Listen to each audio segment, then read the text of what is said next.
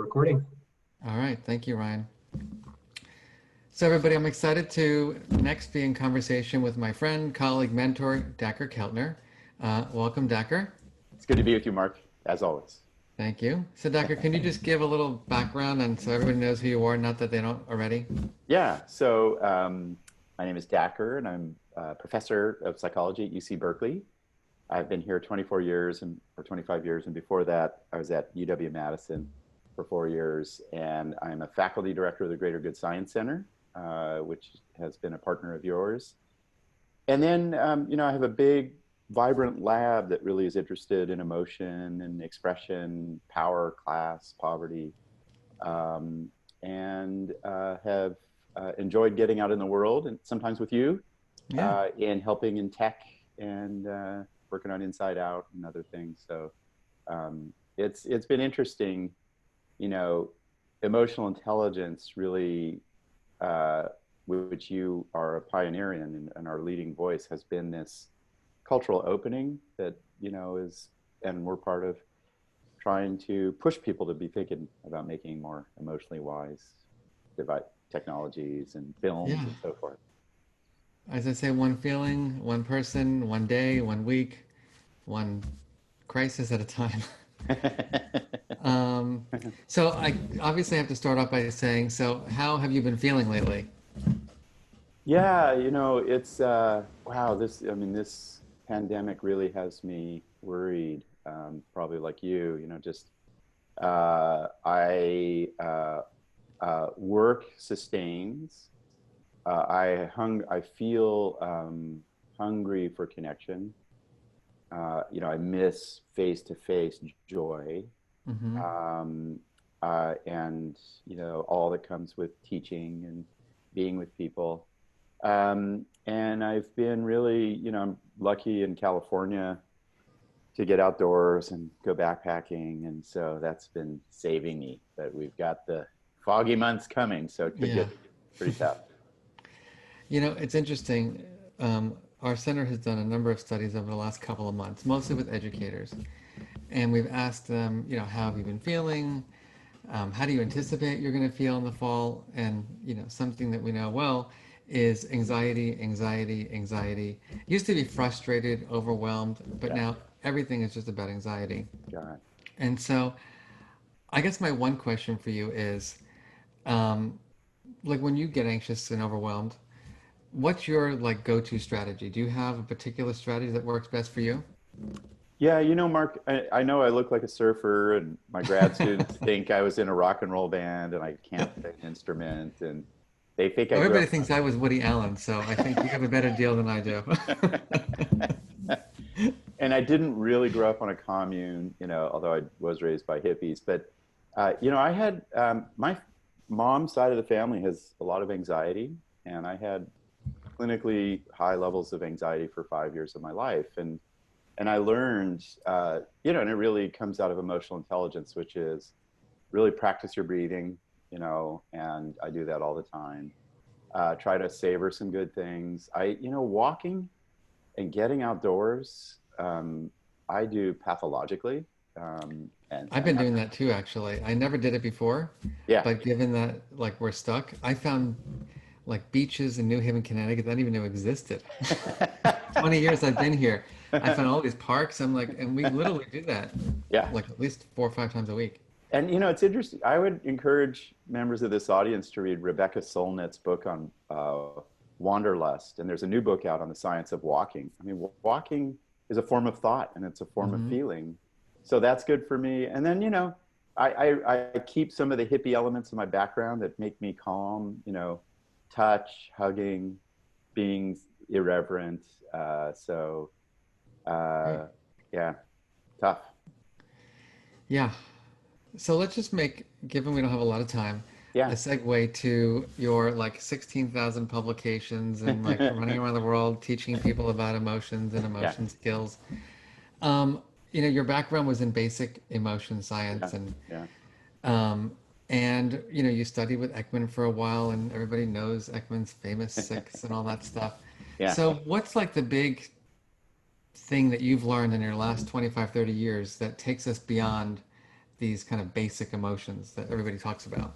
Yeah, I mean, that question probably captures one of the two questions that I've thought about for 30 years. So thank you. Yeah. Um, yeah, I was in Ekman's lab as a postdoc in the late 80s, and there were six emotions, according to the world in the field: anger, fear, sadness, surprise, disgust, and happiness. I don't even think happiness is an emotion.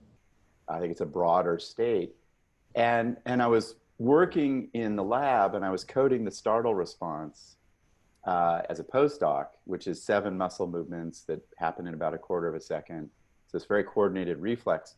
And after people get startled, they get embarrassed. They show embarrassment, and they turn their head away. They look down. They show you their neck. They smile awkwardly. And I took it to Ekman, and I was like, "Hey, man, this isn't in the canon of those 6 emotions. This embarrassment display." And that opened me up to free myself from those basic 6, right? And so the defining question for me in emotion is to map what are these brief states with bodily responses that help us do things in our social lives we call emotion. Hmm. And I think, we're just publishing a bunch of papers now. I think you can make a solid case for 15 to 20, right? That includes states like mirth or laughter, embarrassment, shame, love, desire, awe, interest, and a few other states that most people out in the world would be like, of course, those are states or emotions. Right. And science just caught up with conventional wisdom. And then there's the synonyms of those words, right? And then there's the intensities for like anger, right? There's like 50 forms of anger, right? In Japanese, what are there, like 100 forms of shame? Yeah, I can't wait to dive into Yeah. that. Yeah, and your audience should go to alancowan.com, which is, he's this former grad student in my lab, lots of new publications coming out. And he's captured what you've been talking about for a long time, Mark, which is each emotion has these complex clusters of synonyms that deal with intensity and specificity. Hmm. So anger has 20, 25, 30 different variants that kind of fall into that category, but have interesting differences that speak to the richness of our emotional lives. So going back to, the breadth of emotions that you just Yeah, spoke about, like, I guess because our audience is yeah. mostly going to be people in the workplace and people, parents and, educators, why does it matter? Like, why do we need to do this science? Like, how can this help people live a more meaningful, purposeful life? Well, I think it matters profoundly. Um, First point is the lesson of emotional intelligence, and our work with emotional intelligence. Can I represent states in a nuanced, rich way? Do I recognize them in my bodies? Can I see them in other people? Do I know the difference Hmm. between a mean-spirited laugh and a loving laugh? And there's work on that, right? Um, our work feeds directly into the project of emotional intelligence, which is, Hmm. you want your child to know the difference between awe and terror, or amusement and contentment, right? All having been documented in the field. So part of it is just wisdom, and then the other part for me is is really providing one basis for helping people or enabling people to lead happier lives, right? We just are about to publish a paper where we got 75-year-olds and older. That's about at the age where you start seeing more anxiety and depression. Go out and do an awe walk, right? Where Hmm. they, once a week, they Cool. find something that gives them awe. And the control condition is a vigorous physical control. And it brings them less, it reduces anxiety, right? It That's reduces nice. depression. So these emotions, once we know their more specific qualities, they bring about a lot of goodness for bodies and minds. Yeah, that's cool. I love that study because I think people think, having had a lot of family members be in these kind of quote unquote old age homes, Yeah, you think of awe diminishing, yeah, right? There's, yeah, they're retired, they live vicariously through their grandchildren or through their jobs, and they're done. And then you're opening them up to like an awakening, basically. Yeah, and this is why emotion, we always design the world according to emotion, and you know this, right? You cathedrals and music and theaters and like, but Mhm. as we learn about emotion, we can return to that core principle. One of my favorite examples of this is right on your point. IDEO has built this hospice, a Zen hospice center in San Francisco that's designed according to awe, right? Where in your last periods of life, why not return to what gives you the biggest meaning, right? And Mhm. so I think these emotions are have all kinds of wisdom for us to pay attention to. So I have a provocative question potentially. Yeah. As you talk about your interest in poverty, um, and I too, feel like it's our moral obligation to support the most disadvantaged. And so I wonder, like, how do you think about making sure that the people who don't have the privilege of learning about these things, like, how do we get them to understand, like, the principle of awe or the what do any thoughts about that and how to? Mark, when you're in a space like you and I are of like knowledge and teaching, first of all, I am eternally grateful to you and the emotional intelligence work because your work goes to poor schools, hundreds of them, and so we need um, we need really ambitious curricula that teach people this realm that's so often ignored by Western education and Mm-hmm. most forms of education, emotion and intelligence. And lo and behold, it teaches you a lot about the brain and the body and culture and so forth. Mm-hmm. I think that the uh, poverty, the things that we need to bring to poverty, and what I'm really excited about is that this stuff that we talk about is cheap, right? You Mm-hmm. don't have to build roads, you don't have to build new structures, or a stadium or what have you. You can get people to a book that has, an understanding of emotion. You can get people outdoors to parks. So I think what's happening in our culture, and I'll give you a couple of examples, is people it's been a hard battle, as you know. You've been at the front, you know, contest of that battle. Like, hey, we got to attend to stress and and people's sense of beauty or emotion. But once we orient in that way, suddenly cheap innovations for poverty or interventions for poverty make sense, like getting kids out on all walks, right? Mm-hmm. Which we know lots of teachers are doing, or the power of a garden at a school. Those are cheap, Mm-hmm. right? And they have all kinds of interesting lessons about ecosystems, or how to appreciate humor in, Saturday Night Live or Shakespeare. So I think that what I really find intriguing about all of these emotions as really partial solutions to our anxious times is how inexpensive they are and how they're secular, and they offer a lot of opportunities for interventions. Jason Okonofua um, at UC Berkeley is teaching teachers and principals and soon people in the criminal justice system to be a little bit more empathetic. Mm-hmm. And lo and behold, suspensions drop, right, of young Right. kids. So these are powerful old dynamics in humans that aren't that expensive to work Mm-hmm. with. And obviously, I don't even know the reach of the Greater Good Science Center at this point, but you're offering free resources to, like, I mean, how many tens of hundreds of thousands of people at this point? Yeah, we have. Yeah, I would encourage, for those of you who don't know, Mark's been important to the Greater Good Science Center and the Ruler program. Um, we started the Greater Good Science Center 18 years ago, and thanks to Tom and Ruth Ann Hornaday, they had just lost a daughter early in life and really wanted to promote good. And we decided to really to profile this science of emotional intelligence was key: cooperation, kindness, compassion, altruism, gratitude. We have about 1 million people reading our website. We have Yeah. GTIA, which is a set of practices. About 500,000 go to those to try it. and we have a GGIE, Greater Good in Education, for educators. And we've been lucky in that most of it is free, so you can go and use this stuff. So my hunch is tens of millions of people are using it, which which we're is incredible. yeah, it's been great.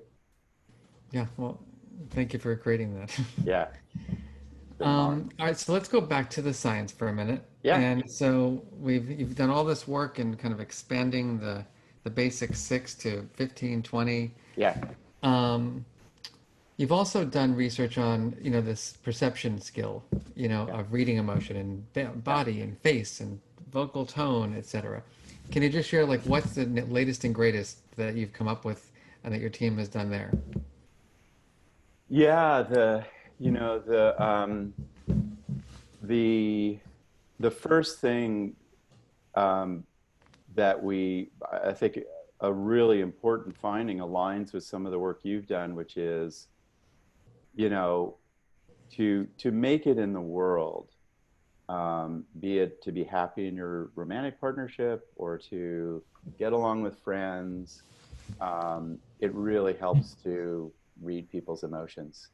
And what we've done is do this in, face-to-face dynamics between friends, status dynamics of kids in a summer camp, and it really, it's those people who are just taking a deep breath and looking at people, listening to them carefully, reading emotion, who enjoy social contact more. And, Hmm.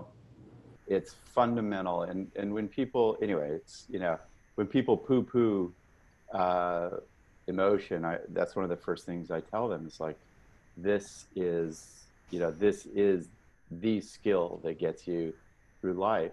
And the second thing that we're just starting to explore with a museum is, and we haven't done enough scientific work on art and music. And I know you're really interested in, in film and documentary and art. Um, are these engines of emotional intelligence, right? Hmm. If kids get to be in a music program or go through a museum, are they better able to read emotion by looking at amazing paintings, right? And Hmm. there's a little speculative data on that. We don't really have good hard data. So, I was raised by an artist, my dad. My mom painted a bit, my wife painted. It's kind of deep in my DNA. I'm a terrible artist, uh, but I want to show how this refines our eyes in terms of other humans. Well, one thing I can share with you, one of our other presenters, her name is Zorana. She's on my research team. Uh-huh. I'll share some of the papers with you because Cool. we worked with a center in Spain. It's Uh-huh. called La Fundación Botín.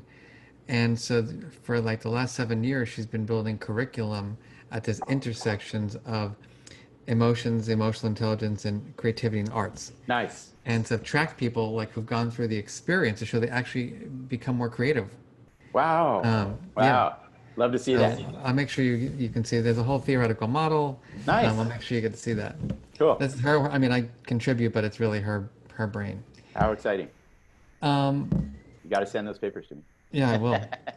The So I agree with you 100%. It's, I think there's been a lot of controversy in our field around can you actually read people, and are you attributing emotion as opposed to reading emotion? And I think certainly there are biases, right? We have to admit, that we tend to, if you have a hostile attribution bias, you may see more anger than someone Yeah. else. What are your recommendations for like helping people be more accurate in terms of really just getting to know how the other person is feeling? Yeah. Well, I hate to, I teach this stuff and it flows out of the wisdom of ruler and emotional intelligence, which is let's work through a richer vocabulary of emotion. And Hmm. if your audience members go to alancowan.com, which is just the latest science from this wing of our lab, you'll see a map of 600 emotion words that are put into what we call a semantic space, which is how they all relate to each other. And immediately, as you navigate through and you go, wow, awe is kind of close to beauty, but different and it's close to confusion and interest and absorption, right? And you start to enrich your vocabulary. I, you know, feel, I think part of the reason I got so interested in this is my parents always had me looking at paintings and sculpture. So, you know, expose yourself to the rich human cultural products that teach Hmm. emotional intelligence, be it music or art or fiction, and also the science that you've done, that our lab's done. If you go to our maps of emotional expression in the face and voice, at alancowan.com, Hmm. you start moving, navigating these maps. There are 24 facial expressions of emotion. We've documented 20 or so vocalization. You're immediately learning, right? Oh, wow. Interest is like, oh, right? And that's different than surprise, which is, so, you know, expose yourself. I love, you know, we do this intuitively, but all these embodiment acting exercises, Hmm. you know, when I teach this, I have people perform emotion. I bet you do Hmm. too, you know, Yeah, I like love it. move your body, man, feel it, see what happens. And then, you know, just make it, and then there's the kind of the mindful dimension to it of like, pay attention, you know, and take Hmm. a deep breath and listen. So Yeah.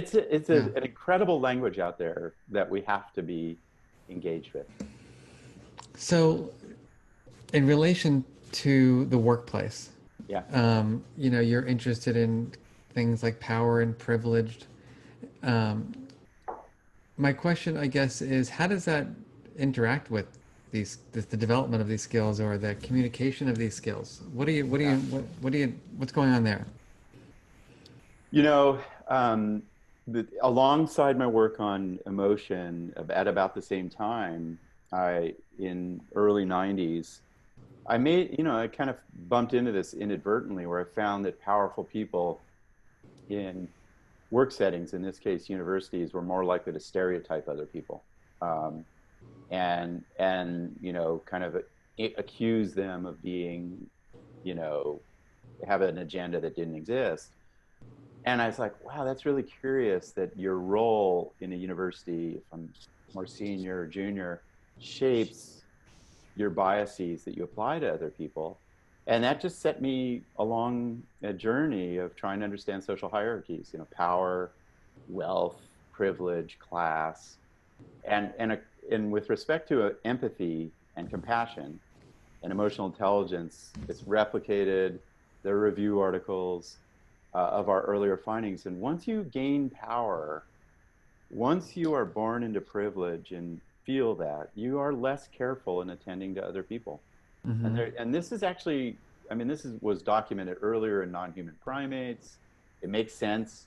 You know, like if there's more peril in your environment, you're going to be more careful in Hmm. attending to it. And that's the subjective quality of being less powerful or less privileged.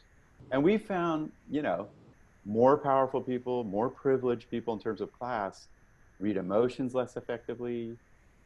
They read their friends' emotions less effectively. They respond with less compassion to someone who's suffering, on down the line. And what's going on, Mark, to your question is, you know, and I know you know, in your own life, you know, you and I've talked about this, like one of the upsides to not having privilege is you really depend on others, right? Hmm. And you have to know where they're at. And once you gain power and resources and privilege, you lose that and you lose this emotional intelligence. I think it's, you know, our presidency right now is the Yeah. whole experience is like evidence of that. Um, you know, and it's costing lives and it costs organizations a lot. You know, I've taught, So what are the implications? it's Like, huge. It's huge. You know, I've taught this to organizations for 20 years, the implications are you create hostile environments. hmm. And so I've written about sexual harassment, Harvey Weinstein. You create, you know, and you and I have talked a lot about cultures of emotional intelligence. Well, like in the medical setting, 20 years ago, you had senior surgeons creating completely, you know, um, sort of nervous, tense, stressed out environments just by their emotional outbursts and not reading people carefully. Yeah. By the way, it's still the case because Yeah. I might have shared this with you, but even here, at my university, I gave a talk to a surgery department, and the response was, "What happened to Yale?" So I'm not kidding. It was like out of a movie. And so it's like, okay. And the response was, we produce Nobel laureates, not nice people. It's like, okay, well, Yeah, sure. yeah. Can't wait to Yeah. work for you. Yeah, and then and just as importantly, there's new work coming out. Like if you lead in this coercive, bombastic, unemotionally intelligent style, people are less creative around you. So it Hmm. really it permeates the culture, and I think we're in this as more women go into the workplace and emotional intelligence spreads. We're in a new moment where things are changing, which is great. Neat. So in our last few minutes, what I'd love to ask you is, firstly, what's the next thing? Like, what do you hope to do over the next couple of years as a scientist? Yeah, thanks for asking that. We're doing a lot of work on awe, and awe is an amazing emotion. It it just hadn't been touched until recently scientifically. Uh, you know, you can go to our website bsil.berkeley.edu and see a lot of our papers. It's all good for a lot of it's good for us. The horrific awe is a whole other class of phenomena. But what I'm really interested in, Mark, outside of starting to, think about how this work applies to our criminal justice system and teaching, um, I'm really interested in artistic expression. The field of emotional expression got so anchored to Ekman and the face, and now we're expanding, as we've talked about. Um, Hmm. but we're just starting to understand, how does music express emotion? Hmm. And it does across different cultures. How does visual art, which is it's very impoverished in scientific study, produce emotion? How does dance produce emotion? This will, to me, having been raised by artists, I'm kind of coming full circle. Hmm. So that's going to take the rest of my career to really Cool. to start to make some progress. So All right, so my last question for you is, you've probably heard me say this before, but my hope is to create this emotion revolution, right? yeah. And I do it through my work with schools and educators. You do it through all the different work that you do. And I guess my question for you is, what do you think we need to do together as a world, as a community, as a scientist practitioner partnership, right, to both create and sustain, right, an emotion revolution? Well, I always feel like there are two kinds of campaigns that are complementary, and one is the kind of the big scope campaign, and frankly, and I'm not saying this lightly, ruler in my mind is one of the two or three great success stories of applied I emotion appreciate that. science, um, and I tout that to everybody, and I'm grateful you've Thank you. done the hardest work. People don't realize how hard it is to get stuff into schools, Hmm. and I can now say the science I do is part of that. And then my interest right now is really awe and beauty. Hmm. Is thinking about nature and art and music and dance and the stuff that is getting cut from school budgets, the stuff that that Trump threatens when he talks about national parks. National parks are like ruler, right? 300 million people go to national parks a year. Hmm. Their nervous systems come out healthier for $10 or 15 Right. bucks. That's incredible, right? And just to be thinking about how this awe and beauty science points to really sustainable, relatively carbon free things we can do that Hmm. bring us community. So that's where I'm heading. That's cool. Well, the one thing I'm taking away is, I mean, a million things, but is, usually when I take my walks, it's like my freedom, but I usually make phone calls. I check in with people. Or it's like I go to work out problems that I've had throughout the day. And like So I need your advice and like specifically, how Yeah. do I do this awe walk? Yeah. So what we recommend with the awe walk, I'll just give you a couple of prompts, is, just breathe a little, kind of don't do anything functional in that moment, right? I do Hmm. that too. Like, it's time to call my mom, which I do, but You gotta fill the space. yeah, she's on to me too. But pick a place that you feel will give you a little bit of wonder and awe, and it might be a beautiful building or trees or a children's park or whatever. Slow it down a little, let your mind wander, and it's interesting. Rachel Carson writes about this in this incredible, the environmentalist, incredible essay from the 50s about how to teach kids to wonder, which is like, um, go look at small things and then look at big things, right? And that's a classic awe mental framework, right? Of, whoa, there's such detail in this leaf, and now let me look at this stand of trees. Follow sounds. She recommends, like, let's say you're walking in the rain and you have a nice rain jacket on, see if you can follow where the rain is producing sound and what is that pattern. Um, do a few simple exercises like that, and suddenly you'll feel like, I've got this different, wondrous way of looking at things. And there's an awe walk at ggia.berkeley.edu that I actually wrote for mindful.org. It's gotten a lot of people using it, so check it out. Cool. Well, I mean, it's going to sound, superficial, but, I'm in awe of you and, of what you've done as well. So really appreciate you taking the time to speak with us. And all I can say is keep up the amazing work and be well. And Thank you you. too, Mark. It's always great to be with you, and I hope for much more. Me too. Cheers. Cheers. That was fun. Yeah. Thank you.